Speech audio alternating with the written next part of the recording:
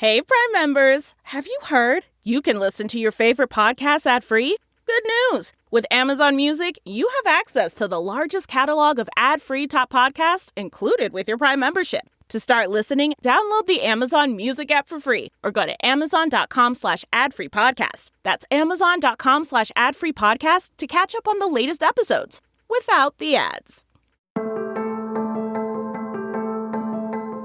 Hi, everybody. Sharyl Attkisson here. Welcome to another special summer edition of Full Measure After Hours. Today, Cartel Wars, a fictionalized thriller born of the true-life disaster America is suffering at the border. While I and the Full Measure team have been traveling, we're traveling Europe and the U.S., researching and shooting new stories for the fall Full Measure season. We begin season 10 on Sunday, September 8th. But in between the travel and research, I had the chance to meet the author of a new book called Cartel Wars. His name is Richard Funk. For the book, Funk did a lot of research on our border crisis, and as you'll hear, he already knew a great deal about the mechanics of it. That inspired him to write a really scary story that could very well happen if it hasn't happened already. I'll read you a bit of the description. It is about Colonel Chang Li, a former Chinese Special Forces commander who is currently, as the book is written, an ambassador to South and Central American countries negotiating Belt and Road initiatives chosen because of his bright intelligence and flawless Spanish. Well, the description says, Colonel Li is spending days at the Mexican border interviewing cartel leaders and inspecting tunnels under the border that the cartels use to carry drugs, sex traffickers, and migrants into the U.S. Continuing to read from the description, some of these tunnels are large enough to allow trucks back and forth and lead into large warehouses on the American side. The leaders tell him that they could transport as many Chinese across the border as China might want. Lee discovers that each cartel maintains many distribution centers across the U.S. where they ship and distribute drugs. Each of these have hundreds of cartel soldiers there. While there, Lee runs into Doug McLeod, the main character in the book, several times, and they develop an uneasy friendship. After many meetings with cartel leaders, Colonel Lee realizes just how open the border really is. A plan slowly begins to emerge in his mind, a plan which could forever alter America's economic position in the world. With a little more research, he could put this idea together in great detail and present it to President Xi Jinping. But for the plan to work, somehow the cartels would have to agree to work together. They have forever been bitter enemies of each other, constantly fighting for control of territories. Could this plan ever work? The Chinese colonel knows that he first would have to return to China and lay out his proposal. Control of America hangs in the balance. So as you hear, the plot of this book picks up from the very real scenario that we have seen many Chinese come into the United States along with illegal immigrants from multitudes of other countries, and it certainly raises the question as to whether China is using some sort of organized strategy to provide disruption and chaos and maybe execute a future plan. That's part of what we talk about today. Here's author of Cartel Wars, Richard Funk.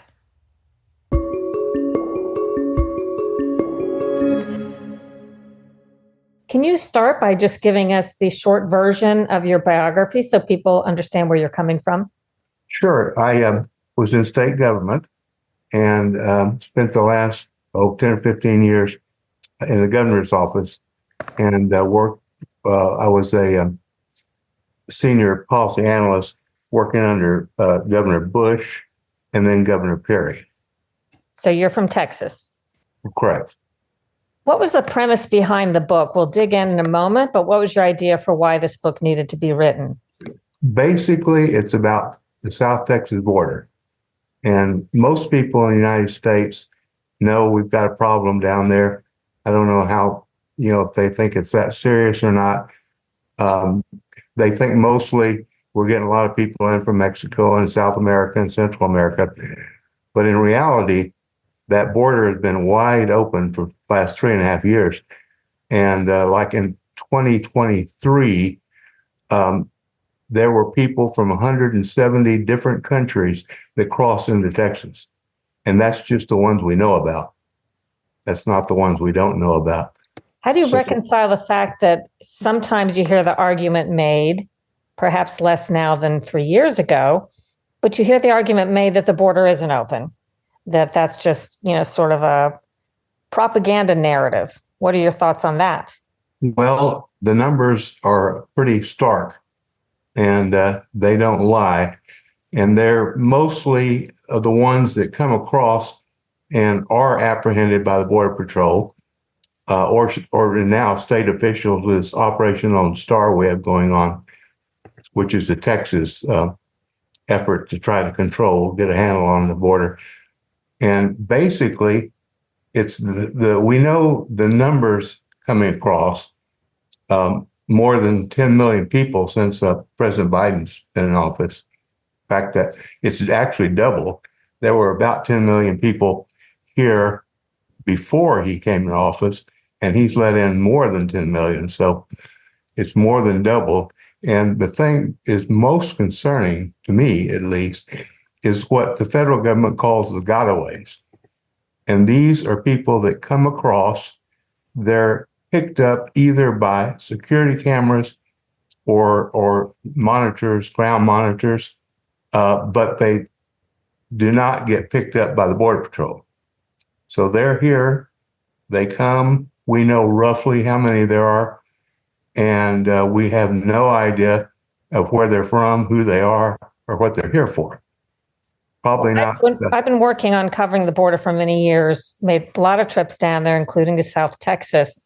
Mm-hmm. And another narrative you hear that is actually disproven, to my surprise, is that when the illegal immigrants come here, they don't commit crimes as much even as Americans in terms of how likely they are to commit further crimes.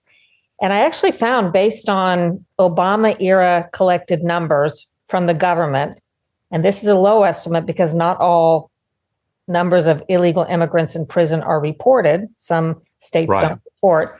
But just among those who are reported, our prison systems, state and federal, are filled with illegal immigrants who have committed crimes in the U.S., disproportionate to the number that they are here. In other words, there are far more illegal immigrants proportionally in prison for crimes here than there are Americans.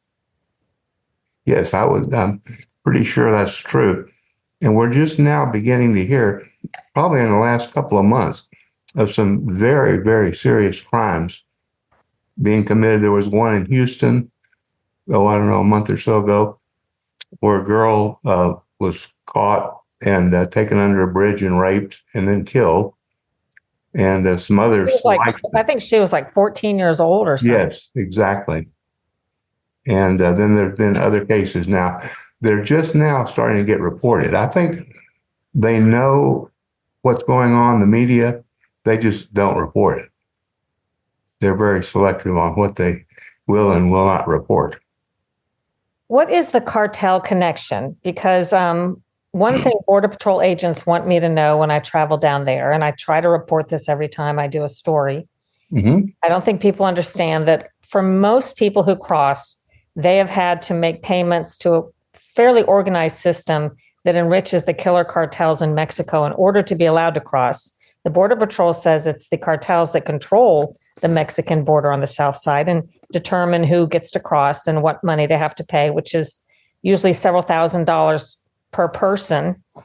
And I think I did a calculation of how many billions of dollars we've helped put in the pockets of cartels by helping facilitate this illegal trafficking and, in fact, helping to get these illegal border crossers to their final destination for the cartels at taxpayer expense, because we're paying for them to be sent and bused to different locations.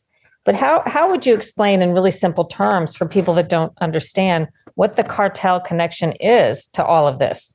Well, basically, you kind of hit it on the head.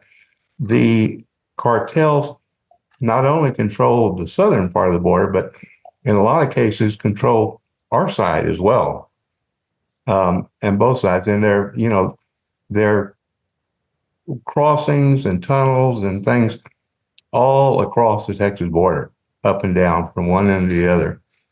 And you're right. This is one of their major sources of revenue, is getting people across. And of course, worse than that, getting drugs across, and getting sex traffickers across. I remember seeing in the Del Rio sector, they were estimating that sex trafficking was bringing in $20 million a day. I mean, a week. Wow. To the cartels. And it's not something that people generally know about. Like I started out saying, most people in the United States know we have a problem now at the border. And that's kind of new too, because that's only been within the last year or so. This kind of come to the collective attention of everybody. But basically, what's happening is they don't have any idea of the numbers that are coming in, and what they're doing when they get here. More importantly, I guess.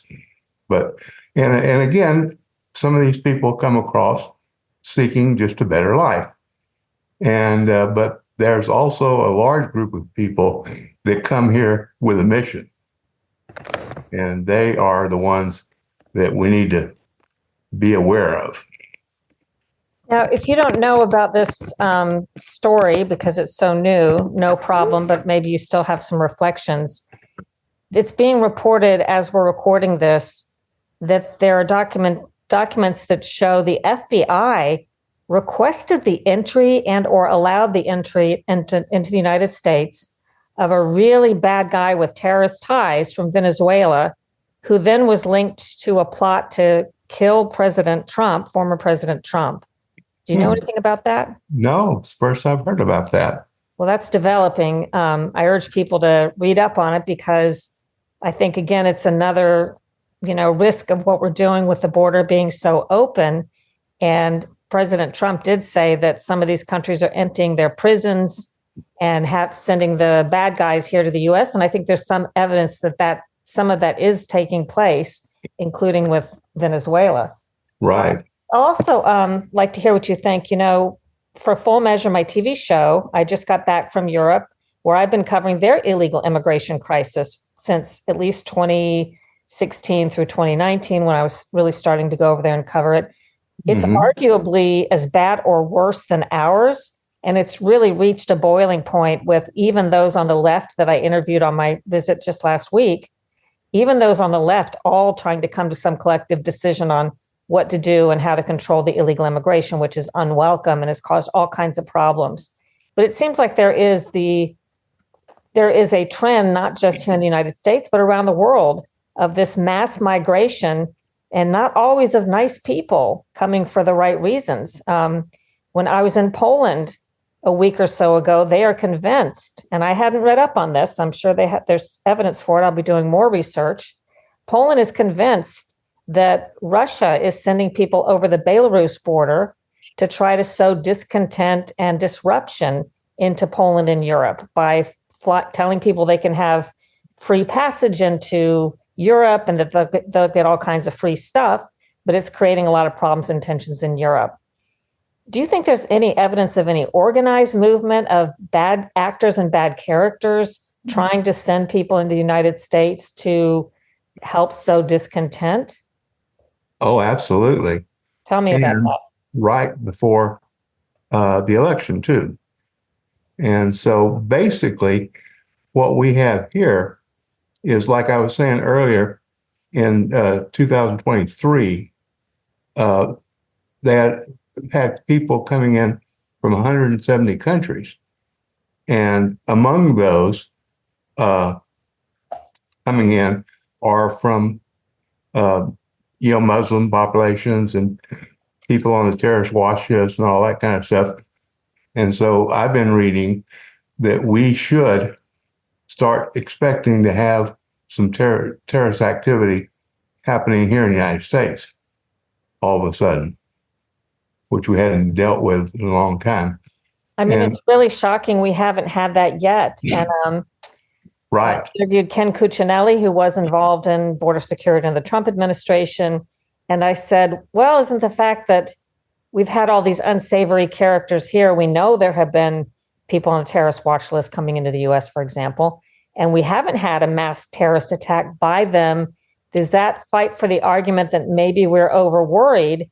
And he said no. I mean, he thinks there's two possibilities. I'd like to hear what you think. He said, number one, when people get to the United States, maybe they sometimes become a little de-radicalized. Maybe if they did have nefarious intentions, they end up blending in and not doing anything.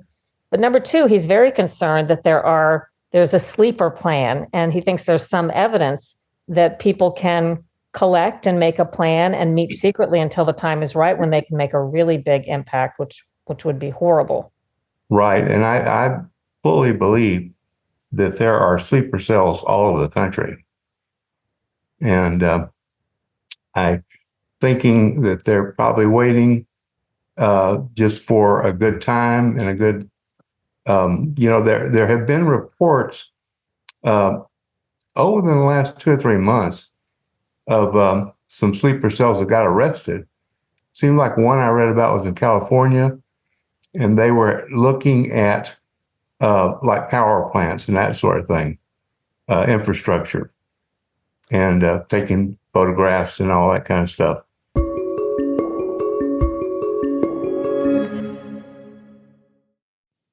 Okay, it's time to commit. 2024 is the year for prioritizing yourself. Begin your new smile journey with Byte, and you could start seeing results in just 2 to 3 weeks. Just order your at-home impression kit today for only $14.95 at Byte.com. Byte clear liners are doctor-directed and delivered to your door. Treatment costs thousands less than braces, plus they offer financing options, accept eligible insurance, and you could pay with your HSA, FSA. Get 80% off your impression kit when you use code WONDERY at Byte.com. That's BYTE.com. Start your confidence journey today with Byte. Have you ever covered a carpet stain with a rug? Ignored a leaky faucet? Pretended your half-painted living room is supposed to look like that? Well, you're not alone. We've all got unfinished home projects. But there's an easier way.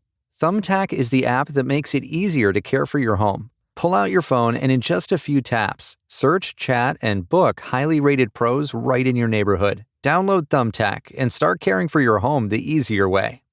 Were there any things that kind of stood out as a surprise to you? You're someone that it strikes me as not surprised by a lot of the things that we're talking about because you've been on the edge of learning about it, as it happens.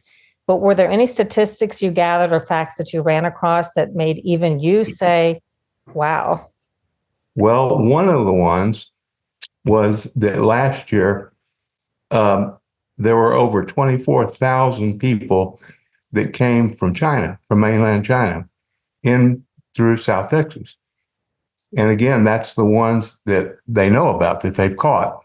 They don't know how many more of those there are, but there obviously is a confluence of Chinese nationals entering the country that sounds like it's a purposeful buildup of forces over here. And these are not families. They're almost all men and almost all military age that have gotten here. So, well, with China being such a controlled society in terms of the surveillance state, it sounds like your conclusion is, or should we conclude that would have to be with the knowledge of the Chinese government? Oh, sure. Because if you live in China, you don't just run down to the airport and buy a ticket to Mexico and get on the plane. Those people are very controlled. So any Chinese that are coming across our southern border definitely are being sent by the Chinese Communist Party. As you look at this problem that we're developing, regardless of how the election turns out, is there any way to unwind the dangers? President Trump has said a couple different things. First of all, he told me he's going to do a mass deportation program. I don't see how that happens because I don't think America has the stomach for it. The first, sad, deserving seeming people that are tearfully removed, there's just no way I think the press would allow such a program to continue. And then I did hear him say, maybe more specifically, and this is how I see it would probably play out. The criminal aliens would be targeted most aggressively. But still, that leaves millions and millions and millions of people here who may or may not commit crimes in the future, who may or may not be a danger. How do we ever, or can we ever, unwind what's happened? I don't think we can really.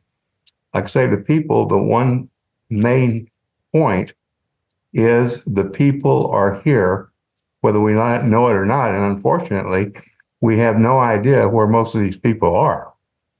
They don't stay down there by the border. They go all over the country.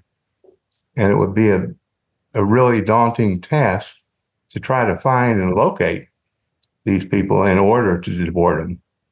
If you were advising the government today on this or the next administration, surely I'm sure part of you would say there's nothing we can do. But if you had to come up with a plan, what are the sorts of things you would start looking into, or what might you advise? Well, like you were saying earlier, the first thing would be the criminal element. So as you were saying, our jails are full of illegal aliens that have committed crimes, and that would be a good place to start. And that's where ICE comes in, because that's their main duty, is to find the people that are here that are the criminal element and get rid of them. Well, I will tell you that those who work inside border security have told me an immediate effect could be had if simply whoever's in charge were to send the message that border enforcement would be allowed again. It's simply enforcing the laws that already exist and granting them the capabilities that they have and the latitude to use them. So we'll see if that happens. And as my final question, is there a takeaway message that you hope people would leave if they read your book? And, they have one message that they remember. What's the most important thing you think there is? Well, basically, the book is, of course, a fictional book, but it is about what could happen with the conditions that are there right now. And so basically, it's kind of a scenario played out at the border and looks at possibilities going forward from here. And it's very scary. It is very, very scary.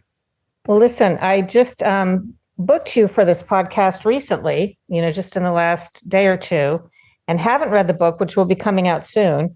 Right. Can you give me just another, since the plot sounds so intriguing, I think you called it a thriller. Can you give me just a little more detail to whet people's taste in case they'd like to order or buy the book? Sure. It's coming out. In fact, it'll be available on Saturday on Amazon. And basically, it is a book that, like I say, looks ahead to possibilities that could happen with the conditions that we have right now, basically. And unfortunately, even if Trump becomes president and shuts down the border, which I'm sure he will do, those people are already here. So there's not going to be a whole lot we're going to be able to do with them other than hopefully detain them as they commit crimes. Does your book set up like a terrorist scenario that's happening or that's, in the Yes, works as a result? Exactly. And it's also the Chinese play a very, very big part in this too, in the book. And it's the interaction of the Chinese and the cartel together that move forward. And one of the things when I was writing the book, one of the problems was that the cartels had to be somehow persuaded to work together for, to fight a common enemy. And of course, as you well know, the cartels are just deadly enemies of each other, and they're constantly fighting and killing off members of other cartels. And it turns out that the only country, or only power, I guess I should say, that could possibly control the cartels is China. That's a fascinating point.